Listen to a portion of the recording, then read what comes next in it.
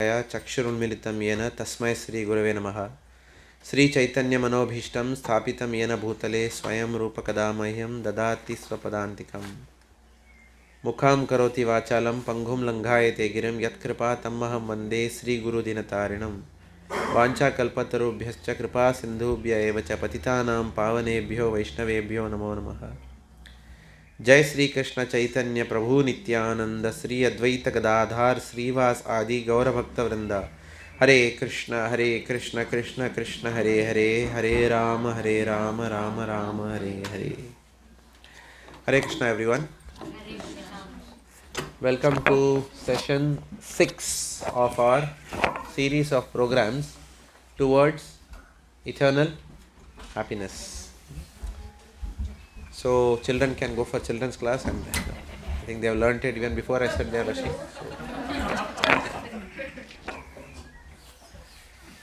They are the easiest to manage in this life.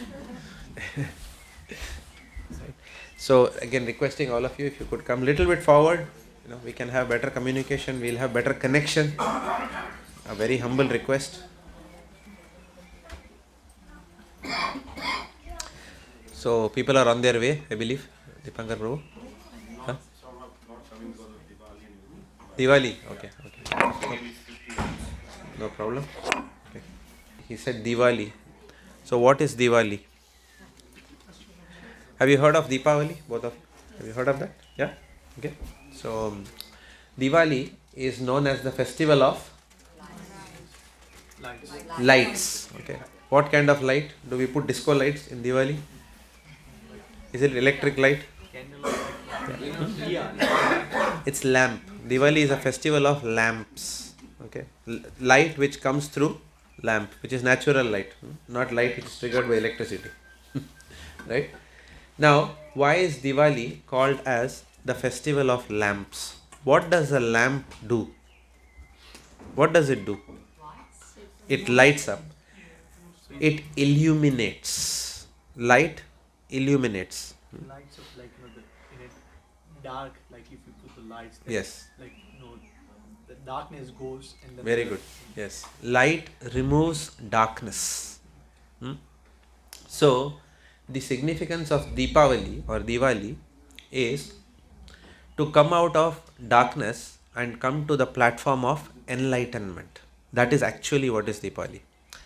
Sometimes what happens in India, just like in many Western countries also it's happening, one celebrates festivals without understanding the meaning of the festival. The whole spirit of the festival is lost, right?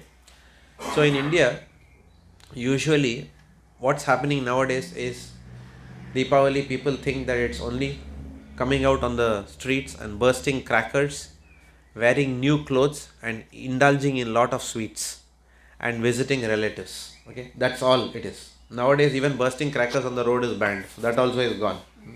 So people are generally just dressing up, wishing each other happy Diwali, and then that's all. And then people go out on picnics or people go out and meet each other, and many people, they take this as an opportunity to clean their house and throw the garbage, right? They say Deepavali means cleaning the house. Okay. Yes, Deepavali means cleaning, but what is the house that Deepavali is meant to clean? The heart. Yeah, Deepavali actually means cleaning our hearts by illuminating the heart with transcendental knowledge, with the light, with the torchlight of spiritual knowledge. We clean our hearts. That is what is Deepavali. If you see, the origin of Deepavali also was who returned? Lord Ramachandra, who is the Supreme Personality of God. He returned to his kingdom of Ayodhya. And the return of a great spiritual leader, God himself in this case came as a spiritual leader, then that ushered in spirituality into everyone's lives. So if we are celebrating Deepavali, if we are saying Deepavali is the reason that I will not attend a spiritual class, then it is contradictory. It is saying that I am not well, therefore I will not take medicines. How does that sound? Right? So therefore, this happens only because people do not understand what is Deepavali. Okay? Once we understand Deepavali, then we will align ourselves, will celebrate it in the way that it has to be celebrated, right? Deepavali doesn't mean we should not wear new clothes.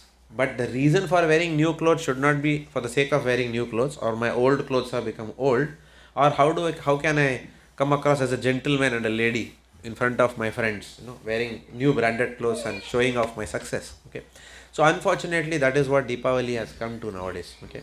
Just like Christmas. How is Christmas celebrated? Same way. Correct. Same way, yeah. One of my office colleagues was saying, I said, what are you going to do this Christmas? Lots of alcohol, mate, he said. I said, Jesus Christ gave up his life for giving spirituality to mankind. He said, I'm going on the cross because I want to take the sins of everyone. Now, what is alcohol?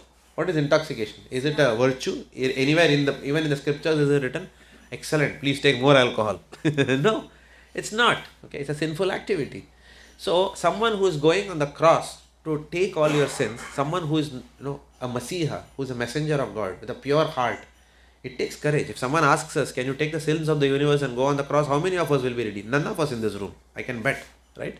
None of us will be ready to take that kind of a plunge. We will say, yes, I'll become a better spiritual person, but can I give my life for the mankind? Probably not. Only two people do it, the pure spiritualists and the people who are on the battlefield, right? The army. They give up their life for others.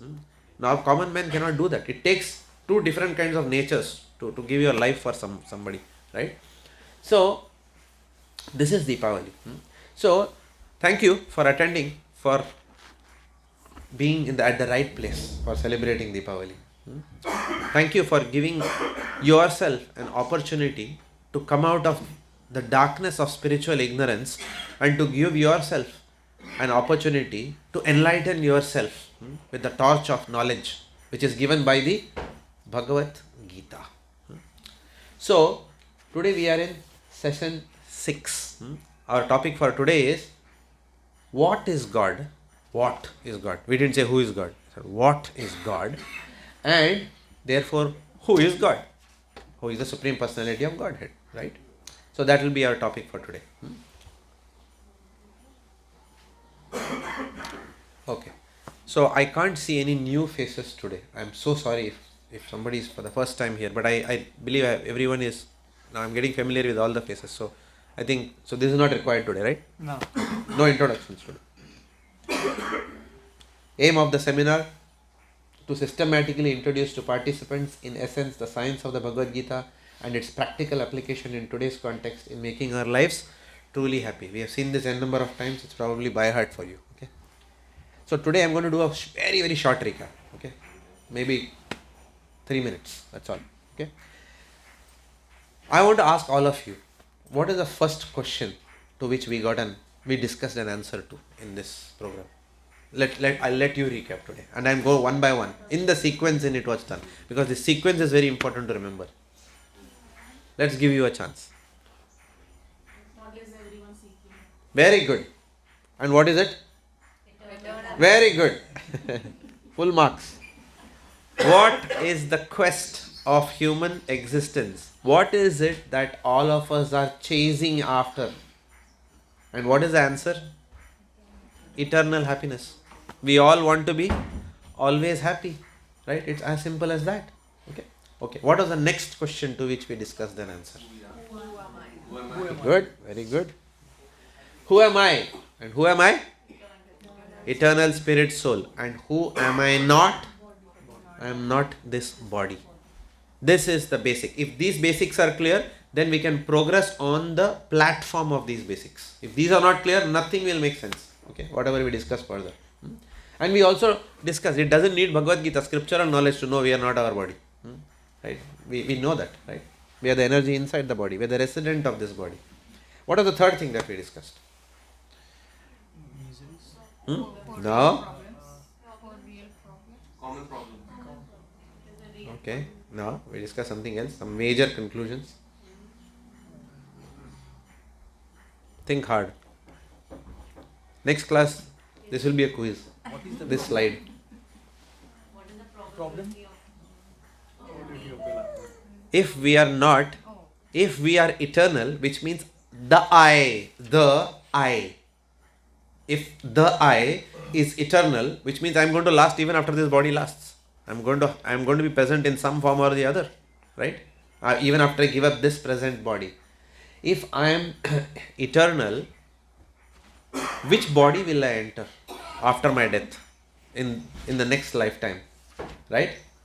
So we talked about, will I necessarily get a human form of life, or will I not get or what are the chances of a human form of life? Of course, we will also tell you the answers, how to increase your probability of a human form of life. But at least we concluded that the probability of a human form of life is nearly zero, right?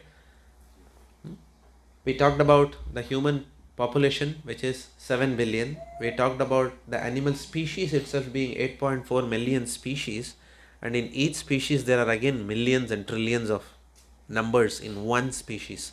So if you divide 7 billion by infinity, the chances that we will get another human form is nearly zero, right? So we talked about that. Of course, we'll give solutions, don't get scared. Okay. What is the goal, therefore, of this rare human form of life? What should we do? Because we have few more years in this human body. What should we do, having got this knowledge, for the rest of whatever life has ordained for us? What should we do? What is the goal? So what is the goal? We concluded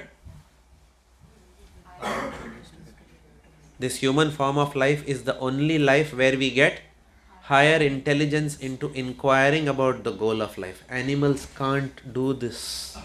Animals don't discuss the goal of life. What are animals engaged in? Eating, sleeping, mating, defending. Right? These are the 4 activities they do. And if we also use this rare human form of life in doing the same activities as animals, then scriptures say that you will lose your human form of life. So, therefore, the goal of human life is to not lose this, not fall down into the animal species. But that's only one goal of life. There is one more goal of life, right? First is at least to protect ourselves from falling into the animal species. If we fall down, again we have to evolve through all the species to get another human form of life. Again we'll waste it. In eating, sleeping, mating, defending, again we go back into the animal pool, right? So this is what the scriptures, the Vedas say, right? Whether we believe it or not, should you believe it? Should we believe it? No need to believe all these things. No need. Who is forcing us to believe it? But if you don't believe it, who else will you believe? Do you have another option? Does anyone have any other option? Has anyone already got enlightened? Has God come and spoken to you personally? No. So, we have a choice to put our faith in the scriptures and to go ahead, or we have a choice to say that I don't believe all these things. Let whatever happen, happen. I'll leave myself to wherever destiny takes me to. So, the goal of human life is to use this higher intelligence to get to a point of eternal happiness.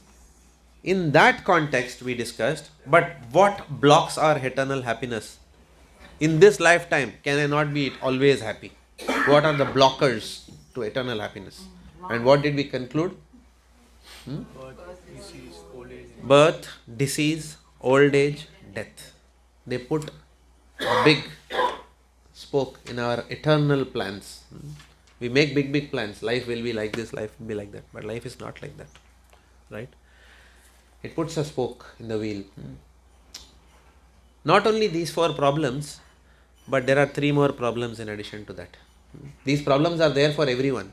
But some people can deal with this and some people can't deal with these problems.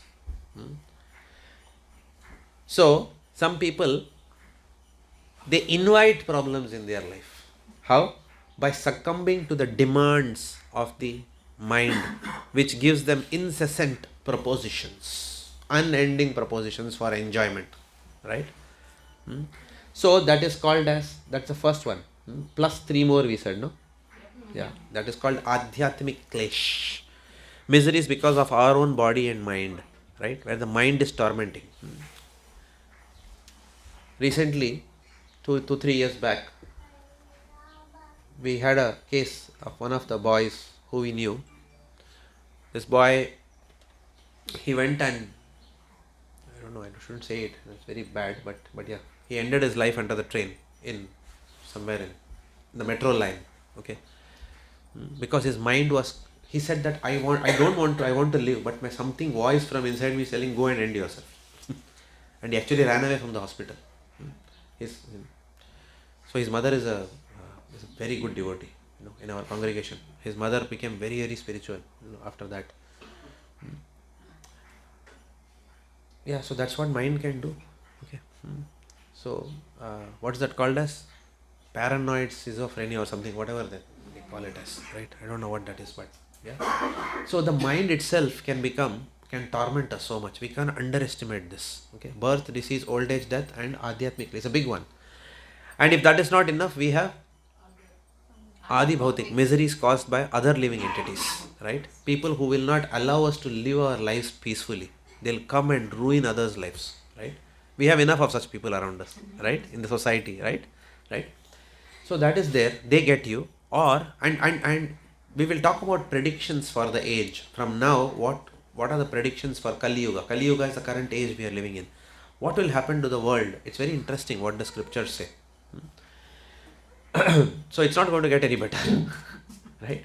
And the third is Adi Daivi Kaklesh, natural disturbances. We see what's happening. Ekuka, do you say that? Echuka, how do you pronounce that? Echua. Yeah. We see what's happening there, right? And even in the age today, it's saying that this is just the beginning. It's going to happen more and more in the world today, right? Natural disturbances, because we have exploited Mother Nature so much. It's giving back to us with interest, right? Man is just greedy. Keep drilling the earth for oil. So keep living artificial lives. Keep living lives on the computer. We are ruining our own lives. Man, that's why it said man is the most dangerous species on earth. There is no more dangerous species than man, right? Anyway, so these are all blockers to our eternal happiness. What about women? Sorry? Sorry, I should have said human being. I'm so sorry. So, human beings. Okay. I said man out of respect for ladies. But that doesn't mean I don't respect men. I'm one. If I were a lady saying this, you can attack me. But I'm also a man. I can put myself number one enemy. Okay, in this world. Okay. So how does technology address these problems?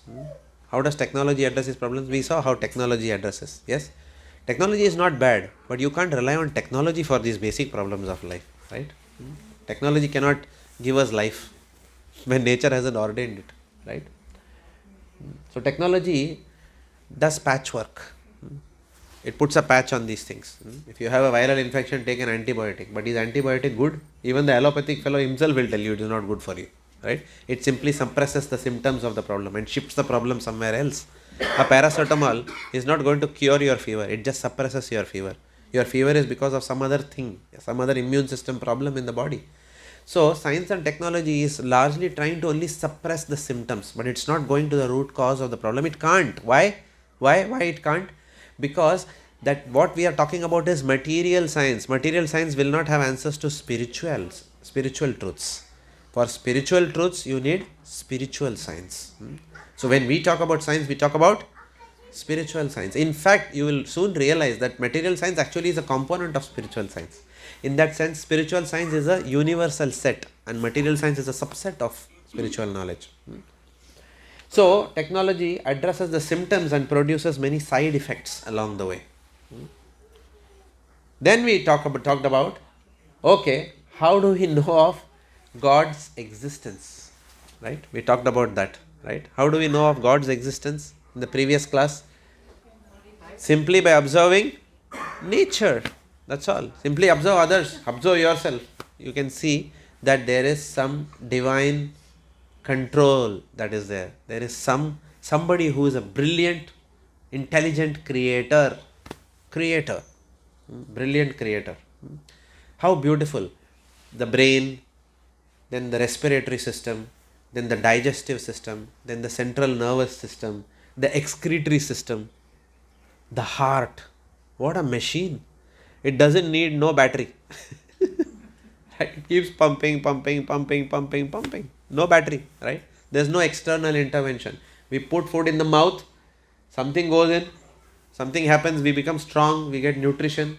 And whatever we get also, no company is manufacturing. Companies are simply engaged in transforming whatever earth produces. Companies have not producing something from nothing, right?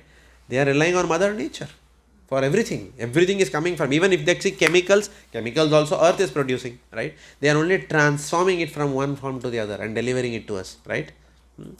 So, if we simply observe this, if we simply observe the phenomenon, for example, let us say there is an aircraft. An aircraft straight away flies, and let's say there is an object that is moving. There is a rock which is moving. There is a, let's say, I put a water tank. You know what's a water tank, right? Everyone knows. An iron water tank. And somehow I launched the iron water tank in space. It's a water tank made of, it's inside iron, but it's a water tank. But somehow I launched it in space, and an aircraft comes full speed and hits that water tank. What happens? The tank is destroyed, correct or no? No, the aircraft is also destroyed, right? The aircraft is gone, right? The tank is gone anyway, but the people inside are also gone, right? But God has made a water tank called as a cloud through which aircrafts fly. And nothing happens to that water, nothing happens to the passengers as well. And that water tank He has arranged for wind to move it to another place and then change into rain. And because that rain falls on earth, earth produces vegetation, it produces food. Plants come out, flowers come out, fruits come out, right? Can't we see something? Can't we see some design over here, some cosmic design? Who is that fool who will say that everything came from nothing and there is no intelligence involved here, right? So the atheist is the most unscientific person, the most illogical person, because he doesn't even know why he is denying something. Most of the atheists, they are angry with God. That's why they say, no. It's, for example, if we don't like someone, we say, for you, from now onwards, you don't even exist in my life. Does it mean they don't exist? They still exist. It just means I don't want to acknowledge their existence because I'm angry with that person, right? So most of the atheists are there. And there are other set of people who are agnostics, who are sitting on the fence. Should I believe? Should I not believe? Should I believe? Should I not believe? By sitting on the fence, what will happen? Nothing will happen. But whatever has to happen, will happen. What will come? Birth, disease, old age, death will catch you even if you are sitting on the fence. But being proactive means trying to seek out the higher truths of life. That is proactiveness. Knowing that these problems are there, seeking out a solution. So that is where gaining spiritual knowledge is very important, because this is not material science. So the first step to understand God's existence is what? Observing nature. What is the second step? The second step is giving up our false pride. What does false pride tell you? I know everything. Don't tell me anything. That's false pride. Knowledge begins when a person becomes humble to understand, I don't know, I am a fool. That's when knowledge begins, right? So accepting with humility, look, I don't know many things in my life. I want spiritual guidance. That is the next step. So observing nature and then gaining spiritual knowledge, willingly gaining that knowledge, right? And simply knowledge is enough. Applying that knowledge. Knowledge which is not applied is useless, right? I have knowledge of how to cure diabetes, but I will not apply it at all. Fine, your knowledge is useless then. People will still continue suffering from the ailment, right? So applying that knowledge. I have knowledge of yoga. Are you doing yoga? No, no time. What's the point, right? So therefore, observing nature, gaining spiritual knowledge and applying that knowledge. Because when you apply knowledge practically, what do you gain? Realizations in your life. Realization of God will come by applying spiritual knowledge, right? We have a full component in this program called as practical applications of the Bhagavad Gita, right? And when you start applying it, you will yourself come back and say that yes, I am realizing the involvement of the hand of God in my life, Yeah? So, this is what we talked about. And in the previous class, we talked about if we have to gain spiritual knowledge, where to seek this knowledge of God from? Where do I go? Do I go to Massachusetts Institute of Technology, Department of Theoretical Physics, and ask them? No, I can't. They will not have answers. They themselves are trying to find out the God particle, right? And they haven't, right? So, what did we say? Where to seek knowledge of God from? We seek knowledge of God from the bona fide scriptures. There is no other way. There is no other way. There is no other way of seeking spiritual information. If we think there is some other way, please go out and find out that way and tell us also. We have seen also. There is nothing. Nobody is going to explain spiritual truths other than the people who are messengers of God. Through the scriptures only we can understand. Right? In order to give us this knowledge, who can give the scriptures? Let's say someone leads a promiscuous life, okay? Womanizing, drinking, gambling, right? Fully involved in sinful lives. Will we go and seek spiritual enlightenment from such a person? So what is the characteristic of a person from who we seek spiritual enlightenment? That person has to have some semblance of purity. Correct or no? Right? Why is Jesus Christ different from other people? Why? Because of his purity. His purity of consciousness. His sincerity of purpose. Why he came down. He showed his sincerity of purpose by saying that I will. And his compassion. His compassion on everyone. So similarly, there are many Jesus Christs who have appeared all over the world in different parts of the world. There are messengers of God who have come with his message. But we have a choice. What is the choice we have? We can say, yes, I'll put my faith in this messenger, or to hell with the messenger of God. I am going to figure it out myself. I know everything. Which approach you take is up to you. Nobody can force you. You can stop attending from tomorrow. Last time also I said, nobody is going to force you. Okay, nothing is going to go wrong. But you will lose an opportunity to understand the message of God. And I think all of us deserve it in our life, don't we? Don't we deserve to understand what God has told us about this life? That's why we are here. It's as simple as that, right? So, where do we seek knowledge of God from? We seek knowledge of God from the scriptures. What is the scriptures that we are talking about right now? Vedas, right? Now, somebody may say, is this something connected with Hinduism? Because you guys are Hindus, you seem to be Indians. So, is it because of that you guys are saying Vedas? What is the answer? Did India come first or Vedas came first? Vedas has got no word like India. Do you know that the Vedas doesn't have a word called as India? I don't even know when India was given India name. Some man must have told India is India, right? Amerigo Vespucci went to some piece of land and he called it that. Called it as what? Called it as what? Amerigo Vespucci. What did he discover? No, America, yes. America came because of Amerigo Vespucci. And somebody says, I'm American. What American, man? What American? America itself had its identity a few years back. How can you say you are American? Just because you live? Otherwise, I should say, I'm a Saint Kilda. I'm Saint Kilda West. I'm Saint Kilda West. I'm Saint Kilda West.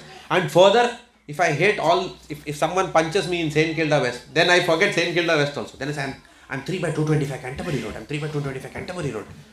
How long can we derive our identity from some structure we live under? Right? So who cares whether you are American, Australian, whether you are Indian, or who cares? Right? What we are talking about is that knowledge which has got nothing to do with nationality, which has got nothing to do with caste, creed, color, nothing. It has got nothing to do with mundane religion. We are talking about the original source of truth. Vedas means the word of God. That's all it means. That word of God has been passed on in different countries at different times, in different circumstances, to different sets of people with different levels of maturity to receive it. And that is how different religions have come about. I'll give you an example. Suppose somebody is drinking. He's got an alcohol problem, let's say. One fellow has got an alcohol problem, right? And he drinks, and every day evening he goes and bashes up his wife. Is that a good behavior? What do you think? Obviously not. It's the most obnoxious thing you can do in your life, right? Right? So now if you have to give instructions to that person, at least one instruction, because he says, I will not take many instructions, I will accept one instruction. What is the instruction that you will give? Stop drinking. Do you think he is going to stop drinking? What is another instruction you can give? Drink, but don't bash up your wife. At least that much he can do, right? Because he can't give up drinking, but at least you can tell him, at least be a human being, man. You drink, but don't come home after that. Until you become sober, don't even go near your wife, right? Clear up your head and then come home, right? You have no right to hit her, right? So now, suppose I give him that instruction. Is that the highest instruction in this world? The highest instruction what God has given is one should not drink and bash up one's wife. Is that the highest instruction in the world? No, it's not. But is it a good instruction? Yes. That is what is the difference between different religions. Once upon a time, man fell to such a low level. Once upon a time, humans fell to such a low level that they were even eyeing their mother for sex. A child having such tendencies towards the mother is the grossest of grossest. You can't have anything more gross than this, right? In the whole realm of lusty behavior, it can't get worse than this. For such people also, God sent a messenger. I will not say who that messenger is. I think you have enough understanding to know who that was. God sent a messenger for such people also. What did that messenger preach? He said, no problem. If you have so much lust, you marry 10 women if you want, but do not eye your mother. Now, is that the highest instruction? Is that the highest instruction? Therefore, everyone can marry 10 women? No. Instruction was given for a particular set of people at a particular time. When Jesus Christ came down, what did Jesus Christ say? My dear Romans, I have many more things to tell you. What did Lord Jesus say?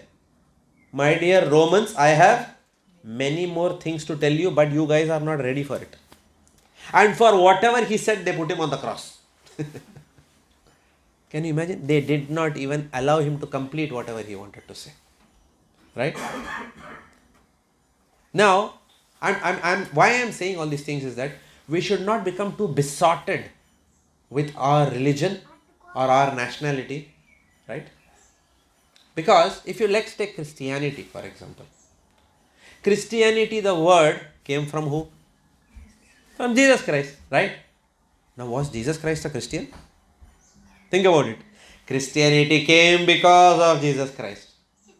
So, you may ask, okay, whatever Jesus Christ spoke, that is branded as Christianity. But where did Jesus Christ speak from? Where did he get his knowledge that came out of his mouth? That is what we are talking about.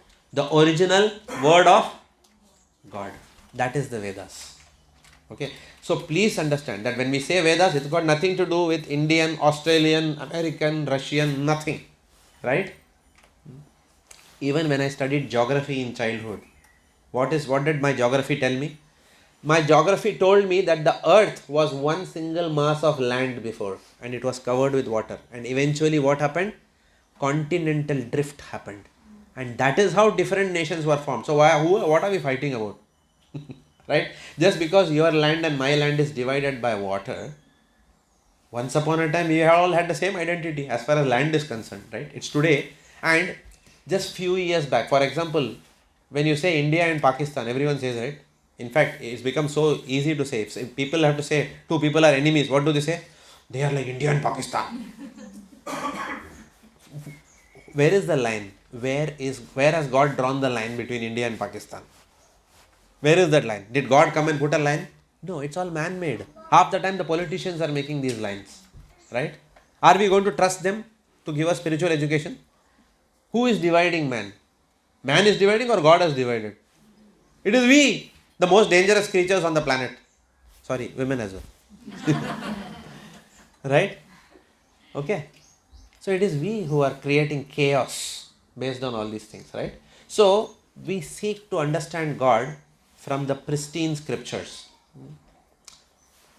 Once upon a time, recently, few months back, I was invited to speak for the Hindu Swayam Sevak Sangh. Anyone is from that? Anyone here who's active there? No? Hindu Swayam Sevak Sangh. It's an offshoot of what is the Rashtriya Swayam Sevak Sangh of India, the biggest political party in India, right? So they invited me to give a class. Okay. They told me strictly 20 minutes or something like that. And I stopped in 20 minutes. But it went for 2 hours. They said we have never had such a session because everyone has stopped 20 minutes and everyone has gone home. But nobody went home on that day. 2 hours till 11. And then I had to say I have to go now. Because obviously it was 11 o'clock already, right? Because people are seeking the truth. They are not getting it anywhere.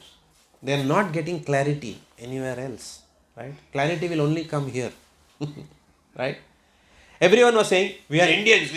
And I said, okay, you are Indians. Okay, agreed. What Indians? Indians, there are many Indians, right? There are North Indians, West Indians, South Indian, East Indian, everybody is there. Which Indian are you? Then they said, we are Hindus. I said, okay, what do you mean by Hindu? I asked them. I said, you tell me, what is Hindu? Nobody could answer. No one knew.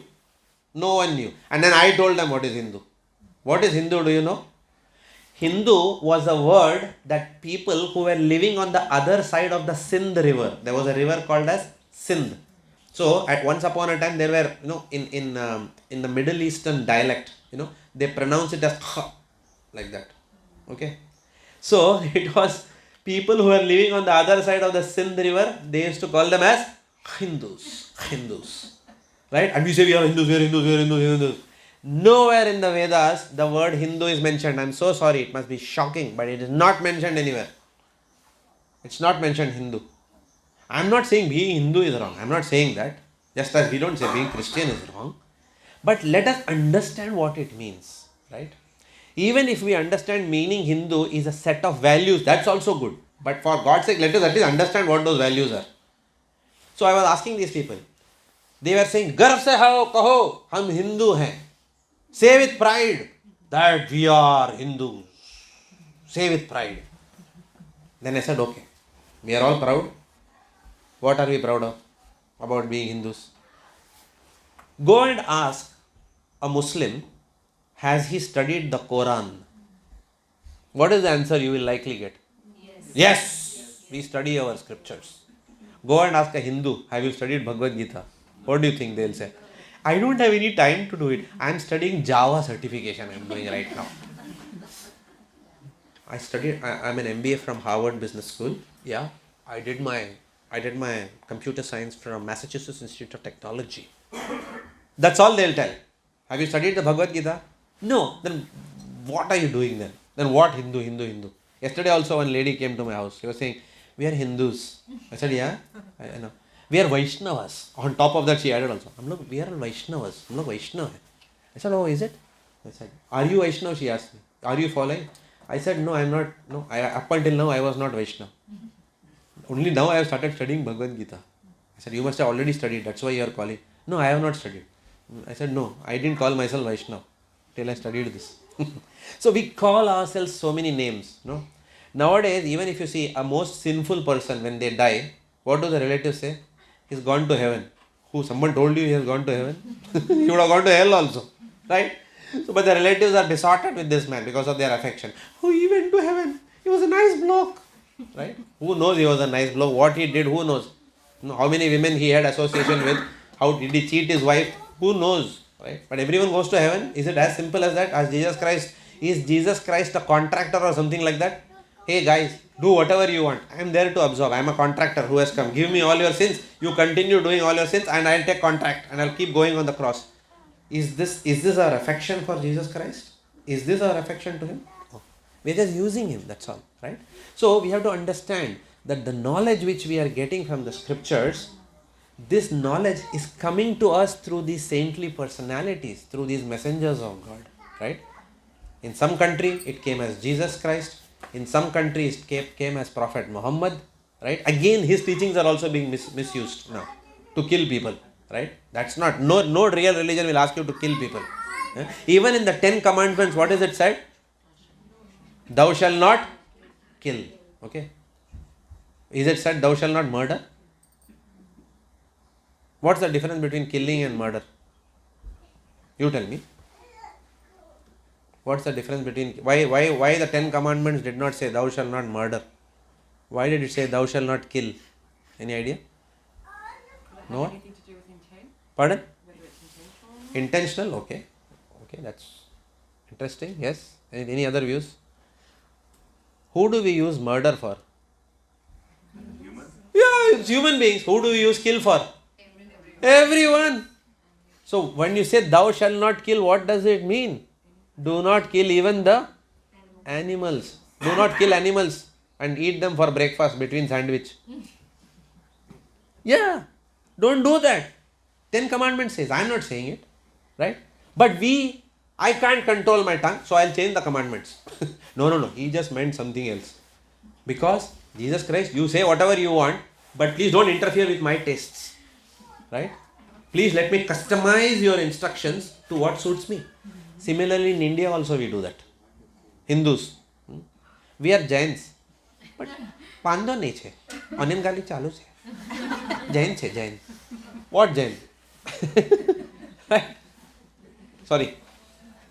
Another religion where something the Prophet has said, don't do, they do it, and then they still say we follow that religion. Because you can't control the tongue. That's the problem. So, who is controlling our lives?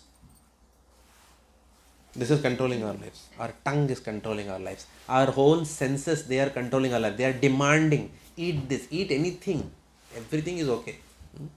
In China, they have started eating aborted babies also. Yeah, I am not joking. Yeah. You have heard it in the news. Go and search the internet. Right? They make pickles out of it. Okay. So human beings, beautiful species we are. Anything is okay. Right? So we have to take this knowledge very seriously. If we want to make our life pure, if we want to live a pure life, we have to know what is the definition of pure life. And where do we get it from? From the scriptures, the bona fide scriptures. The Vedas, the Puranas, the Itihasas and the Upanishads. Right? Now, for those of you who don't understand what this means, Vedas is the original text. Okay? But Vedas is like, what do you call as the source code? You know what's the source code in computers? Most people can't understand source code. Okay? So, we can understand computers through the easy way in which it speaks to us, right? But if you go down to the hardwired source code, that's the Vedas, the original code. Most people will not be able to understand Vedas. If you say, no, I will study the Vedas from tomorrow. Yes. No, you can't. Why? Why you can't study the Vedas? Because we have not studied Sanskrit. It's all written in Sanskrit language. To study Sanskrit, it takes 12 years. Who is going to invest their time to study all that? So you can't study that. It's practically not possible, right? So therefore, we are advised to study, understand the Vedas through the Puranas. Puranas means what? Stories. Stories means what? Is it fiction? Like what is that called as? Who is that? Dr. Jekyll and Mr. Hyde. Are they real personalities? Or what is that? That famous one? What is that? J.K. Rowling. What is that? Harry Potter. Right? Is it like that? Are these fictitious personalities in the Puranas? No. They are stories of real events, incidents in life involving God and His devotees. So those are Puranas. Itihasas, which are the two most famous itihasas we know of? The Ramayana and the Mahabharata. And then the Upanishads. The Upanishads present spirituality to you in a very scientific manner. Okay? In a very metaphysical manner, they explain the truths of life. So these are the sources of information, and whatever we speak in these programs will be from there, not from my pocket. Right? Okay. Sorry, I thought we should do this. What is the definition of God?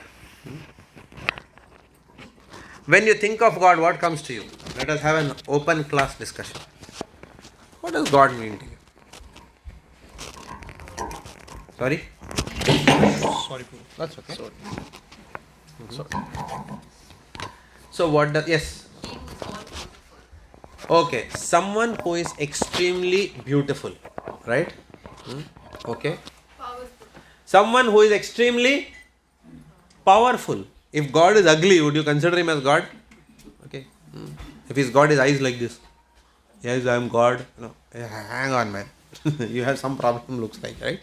You yourself are not in control of your own body, right? So yeah. So someone who is beautiful, because beauty attracts. Someone who is very attractive. Yes. Beauty attracts. What else attracts? Power, right? Did you say powerful? He has to be controlling everything. If God also says, I am going bankrupt, can you give me some loan, please? Then that can't be God then. Right? Yeah. Knowledgeable. Full knowledge. Yes. Okay, let's give everyone a chance now. Yes. Who knows everything? Very good. In English, what do they say? In my childhood, I was reading, because I studied in a Catholic school. So what did my nun teach me? She said God means three things. 3 O's are there. Anyone remembers what are the 3 O's? Omnipresent, omniscient and omnipotent. What you are talking about is omnipotent. Omnipotent means all powerful. Very, very potent. Omniscient means comes from knowledge. Someone who is aware of everything that's happening in this world. All knowledgeable. That is God. And someone who is present everywhere, even within our hearts. Right? As the super soul. So that is, and in Hindi, in Sanskrit, we call it as Paramatma. Right? So this is called as God. Omniscient, omnipotent and omnipresent. Let's take a different approach to understanding God. Okay? Same 3 principles, but we'll use different words and see if it makes sense to you. Do you agree? God is someone who is the cause of all causes. Nobody caused him. He was always there. He will be always there. He was there, he is there, and he will always be there. Such a person is God. Someone says, God is dead. What does it mean? Then how can he be God? Right? He has to be beyond birth, disease, old age and death. Right? So, he is the ultimate source of everything. That is God. Okay? In Sanskrit, what do we say? Sarva Karana Karanam. Sarva Karana Karanam. Sab Karanon ka Karan. Okay? Is everyone concentrating? I hope none of you are on your cell phones. I hope and pray that it doesn't happen in the class. Okay? If anyone on cell phones, this is a good chance for you. Only once in a week. Please keep that away. Don't let your cell phones dictate your lives. Please do not allow that. We become servant of our cell phones. Servant. We are servant of our cell phones. It calls us. Stop whatever you are doing. Come and attend to me. Come. Please, this time, do not give it to your cell phones. Throw it away somewhere. Okay? Keep it somewhere. Say that for some time in my life, please don't control my life. Sometime, I am going to control you. My dear cell phone. Like you tell your dog, no, shush, Tommy, sit there. No, don't disturb. Right? Like that. Tell your cell phone. Put it on silent. Put it somewhere. Right? Here, you never know. Life may not give you a second chance. You never know. Okay? So, cause of all causes. God is a person who is what? Cause of all causes. Ultimate source of everything. Who wants to read? Supreme controller. He is a person who has to be in control of everything. If he himself is controlled by everyone. Yes, sir. Yeah, my manager told me this, Sorry, the sun will not rise tomorrow. Why? Because, sun told me that, he's tired. And then what are you God for? You tell sun, he has to rise tomorrow also. Right? So he has to be in control of everything. If he is lost his control, then why will he call that person a God? Right? He or she. Right? Cause of all causes. Supreme controller. Do you know what does Allah mean? Anyone knows what is Allah? Of course, when you say Allah, people get scared nowadays. Right? But it is not something to get scared. Allah actually means who? What does Allah mean? Supreme controller. Go and check the dictionary. Allah actually means the controller. It's just another name for God, that's all. Right? But why people are scared? Because man has made something. Man has made a mess of God. Man has made a mess of religion. Because of man's own lust, man's own greed. We are the people who have corrupted everything in this world. Not God. Right? So, Allah actually means supreme controller. It just means controller. You know what is the Sanskrit name for Allah? Ishwar. What does Ishwar mean? All of you have heard Ishwar, right? All Hindus have heard Ishwar. Ishwar means controller, supreme controller. Ishwar, right? Bhagavan means something different. But Ishwar means what? That aspect by which Bhagavan controls, that aspect is called as Ishwar. Does it make sense? Right? Okay. The Lord has to be the supreme proprietor or owner of everything. Okay? I am the owner of this property. When? Only after you sign the contract and after the settlement. Not before that. You can't even enter the house before the settlement date. Right? So, God is someone who is the supreme proprietor and the owner of everything. He is the owner of everything. Finally, what is God? Someone who is the supreme enjoyer. Okay. If God says, yeah, I don't know, I have to maintain all you guys, so I have thought that I'll take a job with ANZ Bank as a business analyst. So he's working very hard. Then do you think he's a big boss? What does big boss do? He does coding. Big boss operates machines. What does Larry Ellison of Oracle do? All of you have heard of Larry Ellison, right? The head of Oracle in the world. One of the most successful software companies.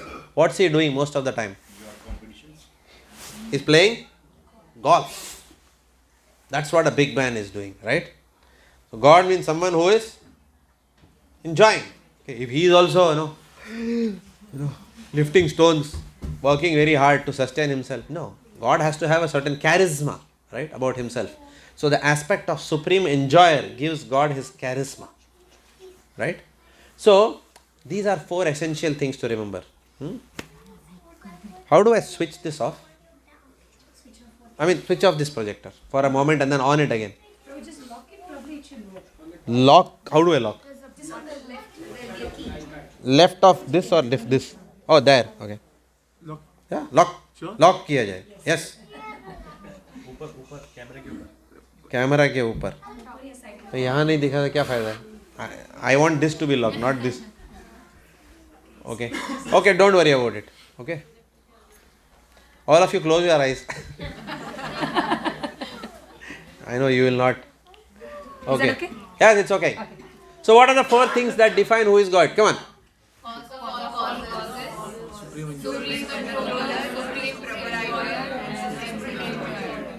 Okay? Very good. Can we on it again? Come back. So just this, huh? Oops. So from the bottom. From the bottom. Okay. Thank you. Okay. I just wanted you all to buy heard this. That's all. Okay. This is the definition of God. Now this is an English definition. I'm going to give you a Sanskrit definition from the scriptures. God is called as what? Bhagavan in the scriptures. This is the Sanskrit name for God. God is the English word. In Sanskrit, what he is called as? Bhagavan. Not Ishwar. Ishwar is one aspect. Bhagavan. What does Bhagavan mean? That is mentioned here in this verse. Okay. Nachu Mataji, can you read nicely?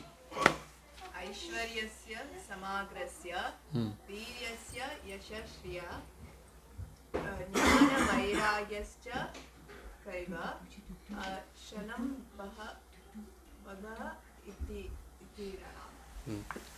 Okay. So, all of you can repeat after me now.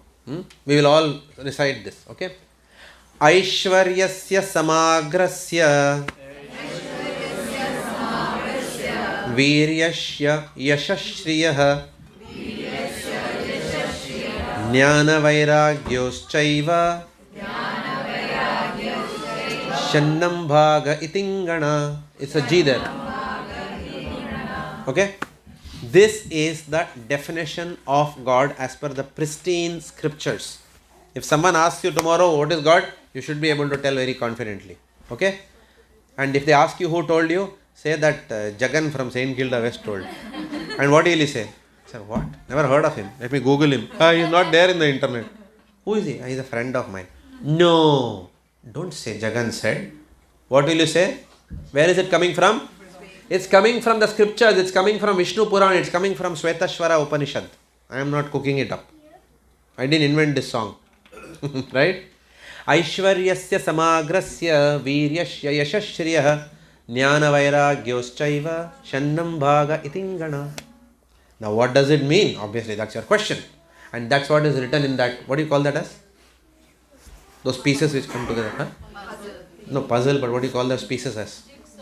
Jigsaw. Yes. So, God is someone who is all strong, who is stronger than the strongest. That person I will call as God. Who is more knowledgeable than the most knowledgeable person. Right? Who is more famous than anyone else. God is someone. You want a chair? Sure? Okay. God is someone who is stronger than the strongest, who is more famous than the famous, who is more knowledgeable than the most knowledgeable. Right? Is everyone listening?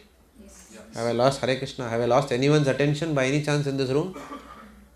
To your mind's digressions? Mind will say, look there. Someone is coming. Come on. Like this. Okay. But focus, concentrate. Owe it to yourself. Do it for yourself. Okay. Svetashvara Upanishad. What does it say? Aishwaryasya samagrasya वीर्यस्य यशस्श्रिय ज्ञान वैराग्योश्चैव शन्नं भाग इतिङ्गण. The definition of Bhagavan is one who is stronger than the strongest, who is famous than all the famous personalities in this world, who is more knowledgeable than all other people who are knowledge, who is knowledge personified. He is the source of knowledge. He is in fact the source of fame. He is the source of all strength. He is the source of all wealth. He is the source of all beauty. And despite possessing all this, He is the source of all renunciation. He is detached from all these things. He doesn't care about any of these things. Such a person you can call as God. Usually, I don't show this slide up front. I hide this slide. In most of my programs, I have hidden this slide. This is probably the first program where I have shown this. But I'll tell you why I hide this slide. Okay? Why I hide this slide is, usually what I do with this slide is, I ask people who have daughters. How many of you have daughters? Okay. When do you think your material duty is over? What is one big milestone? Marriage. When daughter is married. Correct. Right? My daughter is married now. Now I can focus on spiritual life. Right? Many people think like that, of course. But daughter getting married is a big event in a mother's life. Right? Now if I ask you, I have seen a boy for your daughter. Oh yeah, sure. Very strong. Very strong. Right? But mentally little problem is there. But what a body. And I'll show photographs like this, Like this they take photograph from behind, right? No? Once I saw my son took a photograph recently like this in the bathroom. Dad, how do I look? I said, fantastic, man. I told him, you look like a model. You look like a Greek god, I said. Okay? Like this. So, your daughter's husband is a Greek, looks like a Greek god. But here there is nothing. Are you okay? No. I'll say, no, I saw a beautiful bride, groom for your daughter. He's like a Greek god. He looks like a Greek god and very intelligent. Very intelligent. Right? He studied at Harvard University. He's an MBA from Harvard University. He's a doctor from Harvard School of Medicine and he is also Greek god. Just one problem is there. He has a wife beating problem. But Greek god. Harvard medicine. Will you give your daughter? No. Okay. He is a Greek god and he's got Harvard medicine. But he's got a debt of 200 million on his head. But he's earning 300k per annum. But he's got a 200 million debt on his head. Which means he's poor. Poor doctor. Will you give your daughter? No! Right? So, come back to that slide now. This is what I tell people. So, who is that ideal human being you are looking for your daughter? Who is having strength also, who is famous also, who is having wealth also, who is having knowledge also, who is looking like a Greek god also, and at the same time who is a very good, who is humble. He is renounced. He never gets proud because he has all these things. And he treats everyone so well. Who should your daughter marry? Only God. Ratan Tata was not known for his looks. Okay. I don't even know whether... Okay, let me not go there. Okay. Okay, so strength, fame, knowledge, wealth, beauty and renunciation. Right? So, this is what we look for in human beings. Any human being who has even one aspect of this, such a person becomes very attractive. In India, the moment you say Salman Khan, okay, obviously he is very attractive to the young girls in India, right? Salman Khan, wow. Earlier days it was Rajesh Khanna, no? Right? The moment he did that wink, Rajesh Khanna, no? Like that. Nowadays it's Salman Khan or Hrithik Roshan, whoever, right? These people. Now, what happened with Salman Khan? He is still unmarried today also. Why? He is not getting girls. He is getting girls, but nobody wants to be his wife because he's got a beating problem. Right? Miss Universe, Aishwarya Rai, once upon a time had an affair with him. Right? But she said, no, thank God, I will not marry him. Yeah, he is the most beautiful woman and he is one of the most handsome men in the world. But then he used to beat her. She said, enough, I'll come out of this relationship. Right? So therefore, in this world, but still the world likes to glorify him. Right? For which aspect of his? For his looks. Of course, he's got acting ability also. But one aspect also makes people call someone as, who is worshipped as God in India? Sachin Tendulkar, the cricketer. They say he's God. Right? Rajnikant is called as film star. Is called as God sometimes. Right? So that is just one aspect. If you actually see what is cricket. What is cricket? There is a wooden ball. There is a wooden bat. Somebody is throwing it and you are hitting it. Because you have become skillful at this, do you become God? Is that the goal of life? For someone throwing a ball and someone hitting it? But what happens? The media makes a big hype of all these things. And therefore we start adoring things and worshipping things which, if we sit back and look at it, there is nothing great in all these things. It's just something by practice you develop a skill over the years. You dedicate your life for practicing something, you become expert at it. And then some people, because of whatever Lord has ordained, they become famous. Some people still are experts, but they are not so famous, right? So, these are the aspects. Whoever has these things in full, whoever has all strength, all fame, all knowledge, all wealth, all beauty, all renunciation, such a person can only be qualified to be called as God. Despite having all this, that person is the most kind and compassionate person. That is called as God. And that is the definition from the scripture. Aishwaryasya samagrasya viryasya yashashriyah jnanavairagyyoschaiva shannam bhaga itingana. That means God is someone who is having Aishwarya, Samagrasya, Virya, Yasha, Shriya, Jnana, Vairagya. Vairagya means renunciation. Jnana means knowledge. Shriya means wealth. Virya means strength. Right? So this is the Sanskrit meaning. So this is called as Bhagavan. No other person should be called as Bhagavan. There was one guy who came in Oregon many years back. I am Bhagavan, he said. Right? Can we call anybody as Bhagavan? Sorry, you are not Bhagavan. Don't call yourself Bhagavan unless you have all these things. For God to be called as God, what did we say? First is he should be the cause of all causes.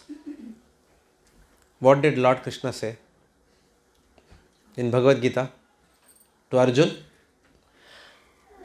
Aham sarvasya prabhavo mattah sarvam pravartate iti matva bhajante mam bhuda bhava samanvitaha. When Lord Krishna advented in this earth, what did he tell Arjun? This is what is the English translation. Who wants to read it? I am the source of all spiritual and material worlds. Everything emanates from me. The wise who know this perfectly engage in my devotional service and worship me with all their hearts. So Krishna declared himself as Bhagavan. And what did he do? He told Arjun, Arjun, please believe me, Bhagavan, for God's sake, please believe me. No, he didn't do that. He showed Arjun the universal form. Arjun was aghast. I can't. And then he came back to his four-handed form. And then finally Arjun said, I can't relate to you in this way. Can you please show me a normal form? Then he said, okay, this is my normal human form. Human-like form. Right? So, Lord Krishna, the Supreme Personality of Godhead, welcome him to this program. Why you don't want to clap? You don't want to clap? We don't want to clap for God to invite him? Do it with all your hearts. Welcome him into your life. When will you do it if not in this lifetime? Where is the skepticism? Who else is telling something else? Right? Let us hear then. Himself, Lord coming and saying that I am the cause of all causes, everything emanates from me, and he showed him the universal form. Lord Krishna is telling him, I am the supreme controller. Maya adhyakshena prakriti. Maya adhyaksha. मेरे अध्यक्ष में सब कुछ चल रहा है दुनिया में. Mayadhyakshena, Prakriti means mother nature. Maya Adhyaksha. Maya means me. Adhyaksha means in my jurisdiction, in my control. Prakriti means this whole creation. Mayadhyaksha Prakrite Suyate Sacharacharam. Hetu Nane Kaunteya Jagat Viparivartate. What is the English meaning of that? Yes? Please read. Yeah, please go ahead. Read. This material nature is working under my direction, O son of Kunti, and it is producing all moving and unmoving beings. By its rule, this manifestation is created and annihilated again and again. Okay, so here Lord Krishna is clearly saying that everything is operating under my control in this world. I am the cause of all causes and everything is operating under my control. This is Bhagavad Gita. Where does he say, I am the supreme enjoyer? Chapter 5, text 29.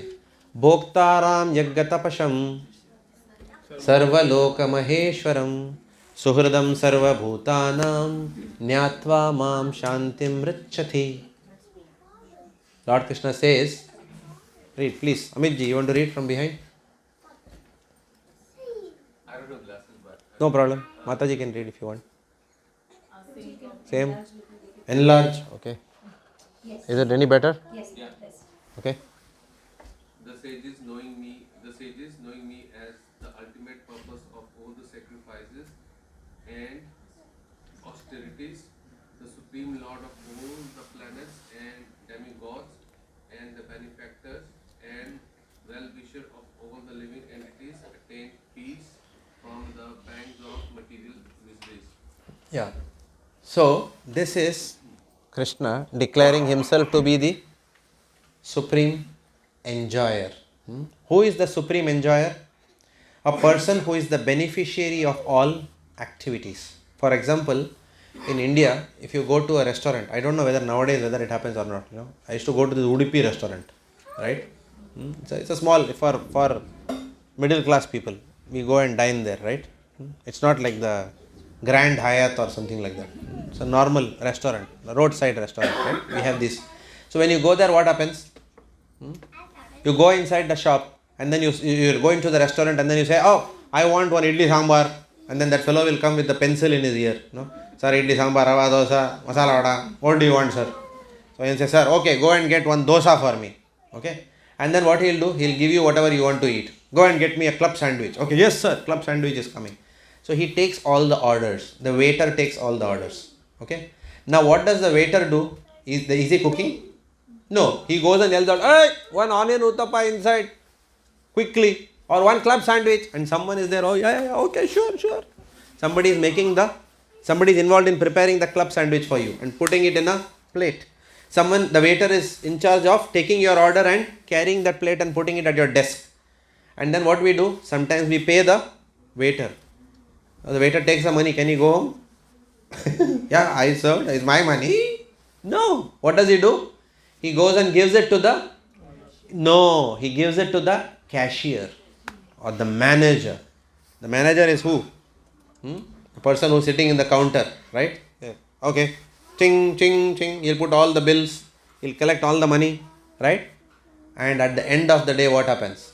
There's a big fat man who comes. Who is he? The owner. Okay, give me all the money.